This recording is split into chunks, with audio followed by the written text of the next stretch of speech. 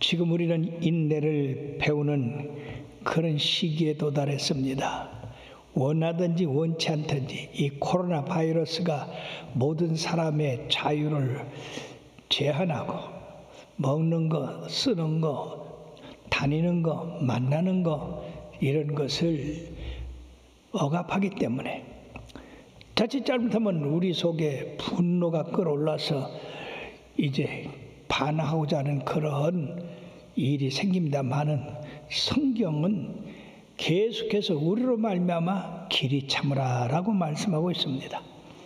농부가 그 귀한 열매를 바라보고 귀하게 참듯이 오늘 두 번째 시간으로 선지자들의 인내를 배워서 고난과 어려움을 참으라고 말씀하고 계십니다. 우리 믿는 성도들에게는 이와 같은 인내의 아름다운 덕목을 쌓아서 그것이 우리의 성품이 되고 그것이 바로 하나님의 선물을 받는 그러한 결과를 갖고 오게 되기를 바라겠습니다. 자, 그러면 선지자들의 인내를 배우라고 하신 그 주님의 말씀에서 먼저 우리는 서로 원망하지 말아야 된다고 말씀하고 있습니다. 여러분, 인내를 배우라고 하시면서 왜 먼저 원망하지 말라고 했느냐? 이 9절 말씀에 보면 형제들아 서로 원망하지 말라. 그리하여야 심판을 면하리라. 보라, 심판주가 문 밖에서 계시다고 이렇게 말씀했는데 사람들이 원망 불평을 하면요 인내가 달아납니다. 인내할 수가 없어요. 인내는 원망하고 싶어도 원망하지 않고 불평하고 싶어도 불평을 참는 것이 인내이기 때문에 그러므로 하나님은 우리들에게 먼저 선지자들의 그 고난과 인내를 본받으라고 하시면서 불평, 불만, 참지 못하는 그런 성격을 버리라고 말씀하고 있습니다.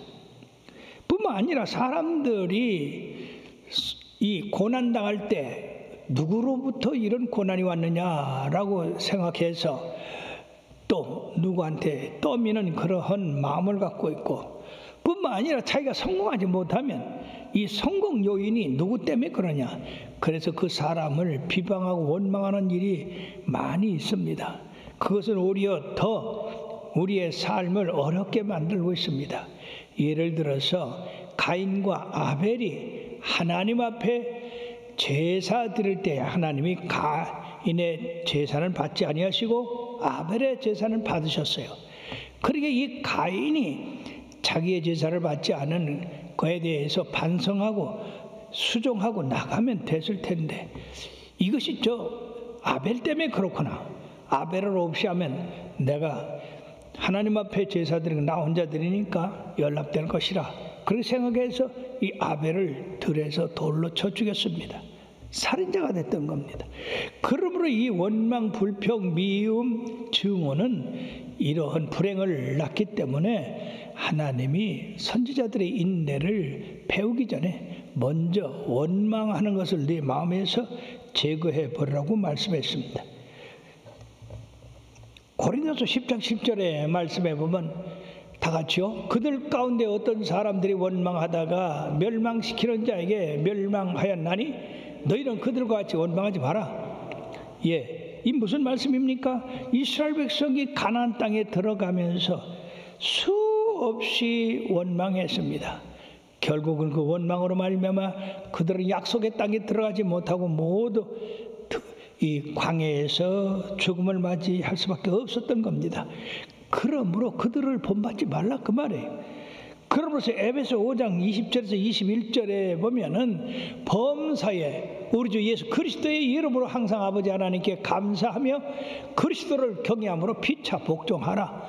예, 감사하고 순종해 나가면 바로 우리가 인내를 이룰 수 있고 상을 얻을 수 있다는 것입니다.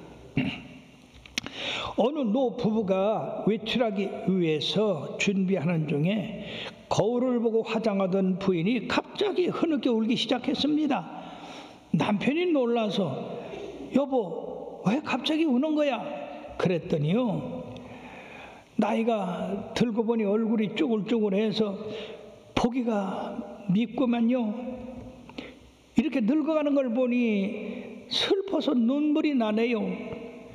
듣고 있던 남편이 당신은 거울을 볼 때만 당신 얼굴이 그런 줄 알지만 나는 밤낮으로 항상 당신의 얼굴을 보니 어떡하소? 그러니까 그 얼굴 그런 줄 알고 나를 봐서라도 참고 살자고. 그래서 화목한 가정이 됐대요. 그렇습니다. 특히 여자들은 얼굴에 주름살 생기고 손이 마디가 굵어지고 그러면 공격을 하는데 이게 누구 때문이냐? 바로 남편 때문이다. 그래가고 남편을 원망해서 가정이 불화가 되고 평화가 깨지는 그런 일이 많으니까 도리어 감사하는 사람이 되고 순종하는 사람이 되어서 불평 원망은 하지 마라. 그것은 우리가 선지자들의 인내를 배우고 참고 견디는 데는 아무 소용이 없다고 하신 것입니다. 두 번째, 그러면 선지자들은 누구며 선지자들이 하는 역할은 무엇인가? 선지자라고 하면 우리가 잘 아듯이 하나님으로부터 계시를 받아서 하나님의 뜻과 섭리를 전하는 대언자를 말하고 있습니다. 그 예로 예레미야 선지자를 들 수가 있는데 내가 너를 모태 짓기 전에 너를 알았고 내가 배에서 나오기 전에 너를 성별하였고 너를 여러 나라의 선지자로 세웠노라 하셨습니다. 즉 이 선지자는 그냥 내가 되고 싶어서 자원하는 마음으로 되는 게 아니라 하나님께서 특별히 선지자는 고난과 그리고 고생이 많기 때문에 특별히 세워서 선택하는 그런 분이 되어야 되는 것입니다. 이런 분들은 오직 하나님이 계시하시는 말씀만 듣고 그 말씀을 선포하는 자들인데 그 하나님의 말씀에 자기의 뜻을 포함시킨다든지 그 뜻을 해석한다든지 그것은 하나님께서 허락하지 않으십니다. 오직 실제적으로 그대로만 공포하도록 해서 선지자들은 그 뜻을 그대로 세상에 공포하는 자들인데 거짓 선지자들은 임의로 자기가 흥분돼서 이렇게 자기 말을 꼭 하나님 말씀처럼 전하는 자들입니다. 이런 자들은 하나님에게서 심판을 받아 불쌍하게 됩니다. 그러므로 예레미야 28장 9절에 보면 평화를 예언하는 선지자는 그 예언자의 말이 응한 후에야 그가 진실로 여호와께서 보내신 선지자로 인정받게 되리라 그랬습니다. 이 세상에서 말이에요. 자기가 다른 사람의 어떤 주목을 받고 이목을 끌기 위해서 거짓으로 예언하는 사람들이 많이 있어요. 근데 그 예언이 실질적으로 그대로 실행이 돼야 진짜 선지자지. 그대로 실행되지 않을 때는 그건 가짜요. 그런 사람 말은 들을 필요가 없는 것입니다. 그러므로 이 성경에서 선지자를 대개 두 부류로 나누는데 첫째는 문서 선지자입니다. 즉 예언한 내용을 자신의 이름으로 책으로 남긴 선지자들을 바로 문서 선지자, 또 문서로 남지 않았지만은 하나님으로부터 받은 계시와 환상을 전한 선지자들이 있습니다. 구약에는 문서 선지자가 16명이 있는데 그 중에 이사야, 예레미야, 에스겔, 다니엘을 대선지자라고 하고 그리고 나머지 12선지자를 소선지자로 분류를 합니다. 그러므로 이 선지자의 역할은 하나님의 말씀에 기초해서 백성들을 계모하는 일을 합니다. 제사장들은 백성들 편에서 하나님 앞에 나아가는 역할을 하지만은 선지자는 하나님 편에서 하나님의 말씀을 백성들에게 전하는 그런 일을 합니다. 이스라엘 역사 가운데 거짓 선지자들이 많이 나타나서 참된 선지자들을 방해하고 그들로 말미암아 고난을 당하게 한 일들이 많이 있지만은 결국 가서 그들은 무서운 심판으로 불명예스러운 죽음을 당한 자들이 많이 있습니다. 그러나 참 선지자는 항상 하나님 편에서 어떻게 하면 백성들이 죄에서 돌아서서 온전히 하나님을 섬기며 그리고 올바르게 그 나라 그 의를 세우는 일을 하도록 그렇게 하는 선지자들인데 더러는 꾸중도 하고 책망도 하고 무서운 심판을 말하기도 하는 것입니다. 엘리야나 엘리사는 이스라엘의 가장 큰 선지자들로서 나라를 세우고 우상 섬기는 자들을 바로잡고 그리고 가뭄과 기근 가운데서 그들을 건지는 일에 최선을 다했으며 뿐만 아니라 그들이 단체적으로 사막에 갇혀 죽음을 당할 수밖에 없는 그런 가운데서도 바로 열왕기하 3장 16절에 보면 여기 골짜기에 개천을 많이 팔아 해서 하나님이 그곳에 물을 대주심으로 사막에서 그들을 구원하는 그런 일도 했습니다. 이처럼 선지자들은 바로 하나님의 백성 사람들을 살리고 하나님을 온전히 섬기게 하고 그리고 그들로 말미암아 축복받게 하는 그런 선지자들이었습니다. 세 번째 우리가 생각할 것은 선지자들의 그 예언의 주제, 그건 어떤 것이었느냐? 하나님께서는 장차 이루시고자 하는 일을 그 선지자들에게 먼저 보이셔서 그 선지자들로 말미암아 예언하게 하셨는데 아모스 3장 7절의 말씀에 보면 주 여호와께서는 자기의 비밀을 그 종 선지자들에게 보이지 아니하시고는 결코 행하심이 없다고 했습니다.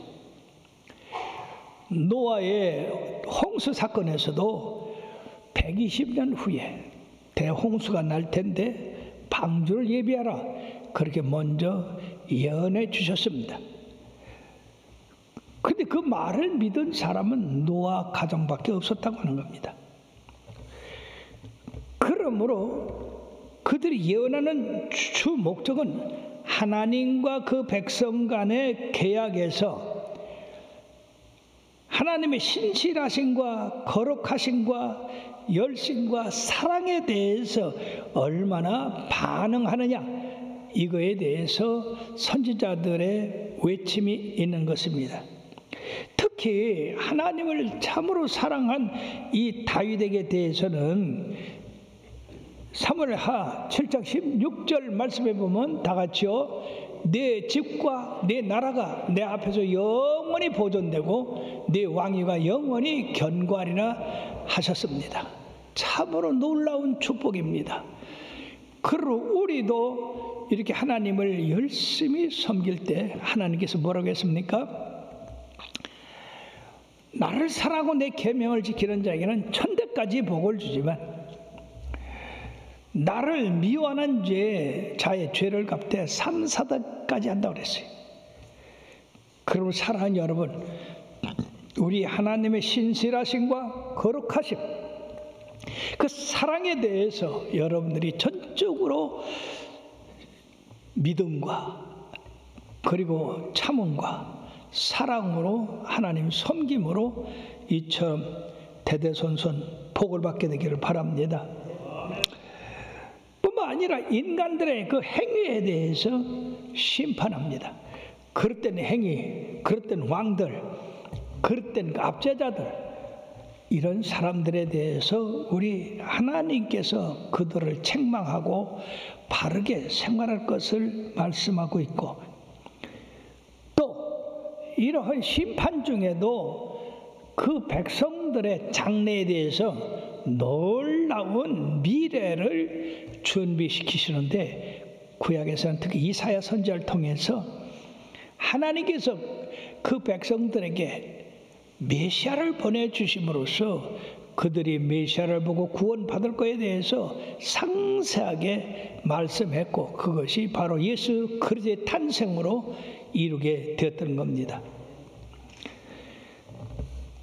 이와 같이 하나님의 사랑과 그 말씀 그리고 그 계명대로 행하면 우리가 구원을 받지만은 그렇지 않을 때는 심판을 당하라고 말씀했는데, 우리 하나님이 그 독생자 예수 그리스도를 보내시도록 우리를 사랑하셨는데도 불구하고 인간들의 마음이 완악하고 무지하고 마귀에 매여서 우리 하나님을 사랑하지 못했습니다. 그 사랑을 받아들이지 못했어요.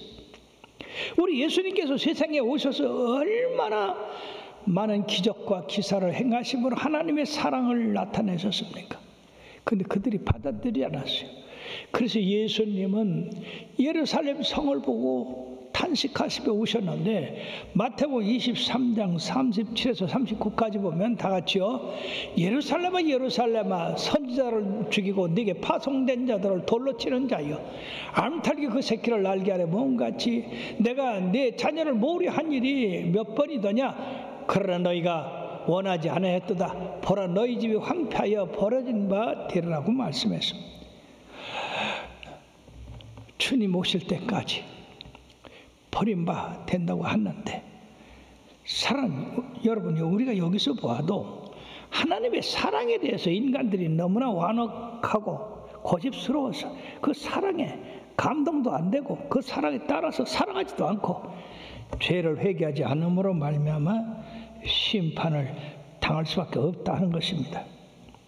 그러므로 이 선지자들의 특징은 하나님의 말씀을 선포함에 있어서 심한 고난과 역경, 심지어는 옥에 갇히고 목숨이 잃는 그런 일이 있다 할지라도 피하거나 거역하거나 도망하지 아니하고 순종해서 그들의 위협이나 핍박에 굴복하지 아니하고 끝까지 오래 참아 견딘 분들이다.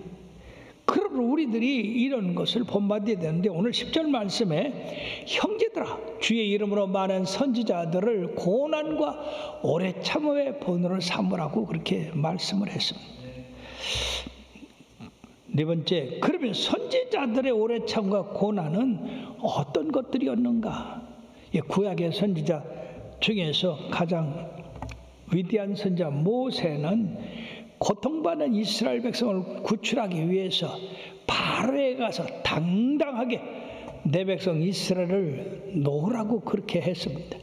여러분, 한 개인이, 평범한 사람이 세계의 지배권을 갖고 있는 바로한테 가서 내 백성 놓으라 할 수 있습니까? 참으로 목숨을 건 일입니다. 하나님이 함께 하시지 않았으면 성공하지 못했을 건데, 하나님이 모세를 통해서 말씀을 전함으로 바로가 항복하게 됐고, 그리고 430년 동안 고통받는 이스라엘 백성을 구출하게 됐고, 그 구출한 백성을 40년간이나 광야 생활을 할 때 그 백성들이 얼마나 모세를 원망하고 돌로 치려 하고 애굽으로 돌아가자고 하는 그런 반역을 꾀했습니까? 그럼에도 불구하고 이 모세는 오래 참고 그들을 사랑해서 그들이 우상숭배로 말미암아 전적으로 멸망하게 됐음에도 그들을 위해서 중보기도를 해서 살리셨고, 가데스 바네에서도 반역으로 말미암아 전 이스라엘이 전멸할 그 순간에도 자기의 목숨을 걸고 하나님 앞에 간구함으로 그 백성을 살리셨습니다. 이와 같이 모세가 그 백성을 자유하게 하고 젖과 꿀이는 가나안 땅으로 인도하기까지 얼마나 많은 고난을 겪었는지 모릅니다. 그래도 이 모세는 참고 인내했습니다. 민수기 10장 3절의 말씀에 보면 다 같이요, 이 사람 모세는 온유함이 지면의 모든 사람보다 더하더라. 즉 세상의 모든 사람보다도 이 모세는 인내와 참음이 더 성하다고 하는 겁니다. 그 다음에 또 많은 선지자들이 있지만은 엘리야, 이스라엘을 바알과 아세라 상에서 구원하기 위해서 그들과 목숨을 건 이 갈멜산 영적 전투를 치르게 됐고, 거기서 승리함으로써 그들을 처단하게 됐으며 이스라엘로 하나님 앞에 돌아오게 하는 그런 역사를 일으켰고, 그리고 그들의 범죄로 말미암아 기근과 가뭄이 들어서 소산물을 내지 못할 때 하나님 앞에 엎드려 기도함으로써 하나님께서 하늘에서 비를 주셔서 그들을 갖다가 가뭄에서 건져 주셨고, 또 엘리야의 제자 엘리사도 같은 그런 일을 해서 그 이스라엘을 구원한 사실을 우리들은 성경에서 볼 수가 있는 것입니다. 그러므로 우리들이 여기서 생각할 것은 바로 이 구약의 선지자들, 신약의 선지자들 할 것 없이 그 나름대로 하나님의 말씀 때문에 이런 고난을 받았다는 것입니다. 이사야 선지자는 어느 선지자보다도 메시아가 이 땅에 태어날 것을 예언했고, 그 태어난 일들과 행하신 일들, 십자가를 지시는 일, 성천하시는 일 모두를 700년 전에 하나님의 말씀을 받아가지고 예언을 했습니다. 결국 이 이사야 선지자는 이런 엄청난 예언을 하고 했지만은 이 역사로 본다면 전해오는 이야기로는 톱으로 켜서 죽음을 당했다고 했습니다. 예레미야 선지자는 어떻습니까? 눈물의 선지자라는 이름이 있습니다. 백성들이 하나님에 대한 사랑과 정의와 공의를 잃어버렸기 때문에 바로 바벨론의 침공을 보한 이 예레미야는 늘 한탄과 눈물로 그 백성을 위해서 기도하고 하나님의 말씀을 전했지만은 그 백성들이 거짓 선지자들의 말은 듣지만은 예레미야 선지자의 말은 듣지 않기 때문에 그는 토굴과 구덩이 그런 고난에 처해졌던 것입니다. 특히 이 하나냐라고 하는 이 거짓 선지자가 예레미야 예언 앞에서 거짓말했어요. 하나님은 예레미야를 통해서 바벨론 느부갓네살 왕한테 항복해라. 그래야 너희들이 평안을 얻는다.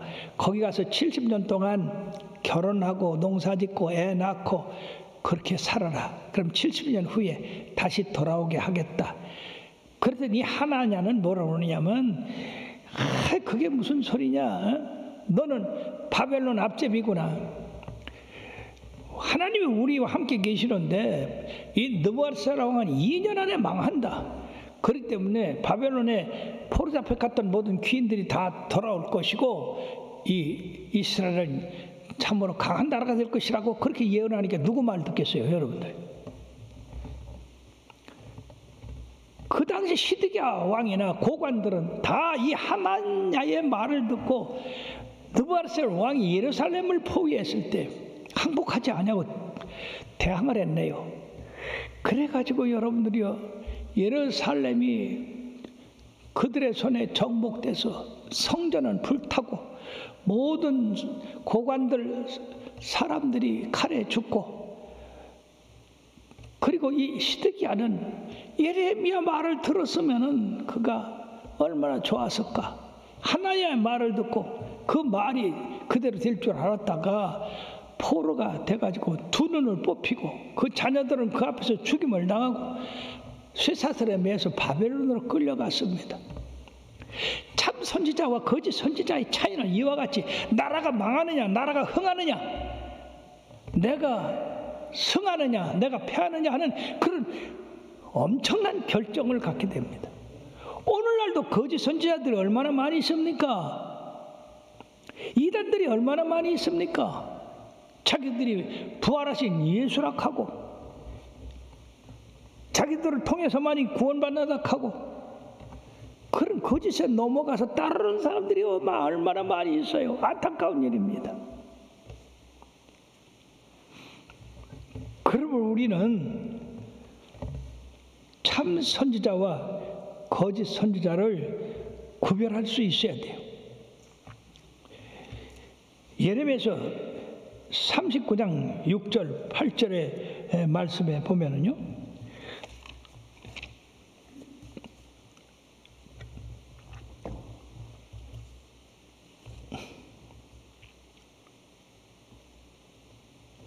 바벨론의 왕이 림나에서 시드기야의 눈앞에서 그의 아들들을 죽였고 왕이 또 유다의 모든 귀인들을 죽였으며 왕이 또 시드기야의 눈을 빼게 하고 바벨론으로 옮기려고 사슬로 결박하였더라. 그리고 거짓 예언을 한 하나냐는 바로 그 해 하나님이 치셔서 죽게 되었던 겁니다. 다니엘은 사자굴에 들어간다고 하는 그 말을 듣고도 예루살렘을 향한 하루에 3번씩 그 창을 열고 기도함으로써 결국 원수들에게 붙잡혀서 사자굴에 들어갔지만 하나님이 사자들의 입을 막아서 다니엘을 해하지 못하게 했습니다.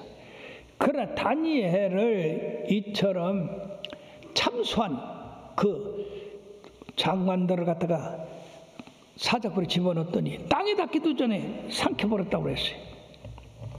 사랑하는 여러분, 우리도 믿음을 지킴으로 말미암아서 이처럼 모든 위험 가운데서 구원받게 되기를 바라겠습니다.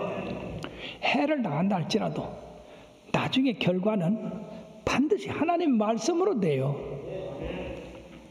시작에서는 어떻습니까? 이 침례 요한입니다.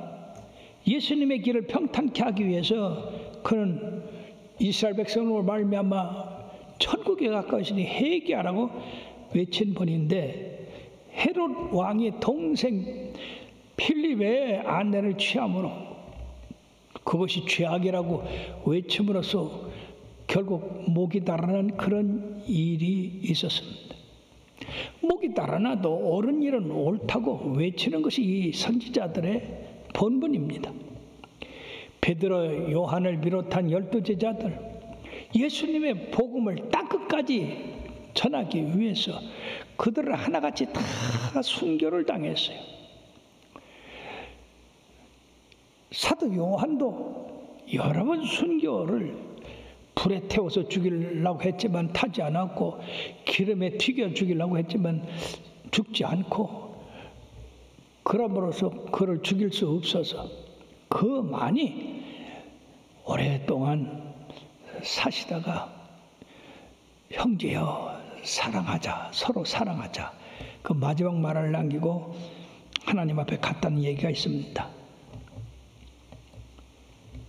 스데반은 유대인들의 형식적이고 위선적인 그 신앙을 꾸짖음으로 말미암아 돌에 맞아서 죽게 되었을 때 참으로 그런 놀라운 말을 했습니다.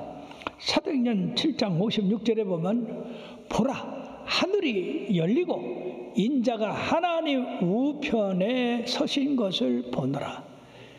여러분, 우리가 그냥 평상시에 이 하늘 영광을 볼 수 있는 게 아니라 이와 같이 주님을 위해서 고난받고 생명이 이루어질 때 하나님께서 그 하늘문을 여시고 우리를 영접해 주시는 겁니다. 특히 이 바울은요, 예수님 다음으로 고난을 많이 겪은 사람입니다. 바울같이 많은 사람을 주 앞으로 인도하고 많은 교회를 세우고 바울같이 많은 고난을 받은 사람이 없어요. 고린도후서 11장 22절에서 31절, 30절까지 보면 그 바울이 당한 고난이 자세하게 써 있는데 우리는 그 가운데 한 가지라도 당할 수 없는 그런 어려움을 당했습니다. 40에 하나 값한 매를 5번이나 맞았대요. 여러분, 채찍이 한 번 맞는 것도 그것도 엄청난 어려운 일인데 그런 고난을 받으면서도 이 바울은 내가 복음을 전하는 일을 그만둬야 되겠다 하는 말을 한 말씀도 안 했습니다. 그런 많은 어려움과 고난을 당했지만은 끝까지 주 안에서 승리를 했는데 그것이 바로 디모데후서 4장 7, 8절입니다. 다 같이요. 나는 선한 쌉을 싸고 나의 달려갈 길을 마치고 믿음을 지켰으니 이제 후로는 나를 위하여 의의 면류관이 예비되었으므로 주 곧 의로우신 재판장이 그날에 내게 주실 것이라. 내게만 아니라 주의 나타나심을 사모하는 모든 자에게 주신다고 했습니다. 사랑하는 여러분, 바울 사도는 그런 고난과 역경 다 이기고 승리한 승리자가 돼서 의의 면류관을 얻어 쓴다고 했습니다. 우리 모두도 이와 같은 길을 따라감으로써 의의 면류관, 생명의 면류관, 영광의 면류관이 씌워지게 될 줄로 믿습니다. 그러므로 히브리서 12장 1절에서 3절의 말씀에 보면 다 같이요. 이러므로 우리에게 구름같이 둘러싼 허다한 증인들이 있으니 모든 무거운 것과 얽매기 쉬운 죄를 벗어버리고 인내로서 우리 앞에 당한 경주를 하며 믿음의 주여 또 온전하게 하시는 이 예수를 바라보자. 그는 그 앞에 있는 기쁨을 위하여 십자가를 참으사 부끄러움을 개의치 아니하시더니 하나님의 보좌 우편에 앉으셨느니라.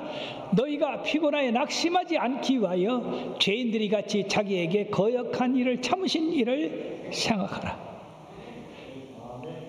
여러분들 믿음이 떨어져서 인내하지 못할 때 예수님의 십자가를 생각하라고 합니다.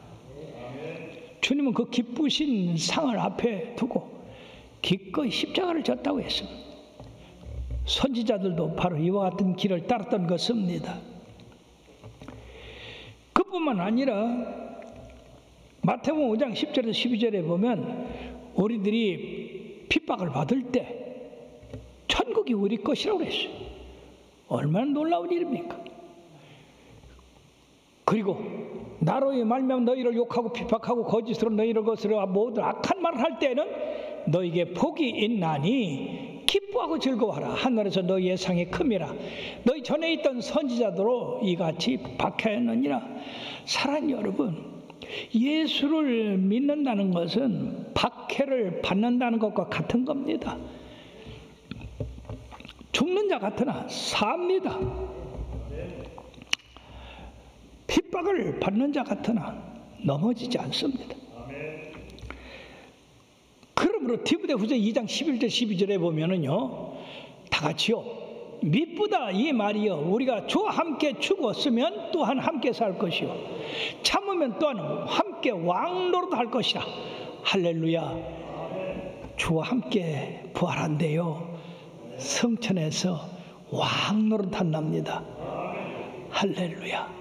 얼마나 놀라운 말씀입니까?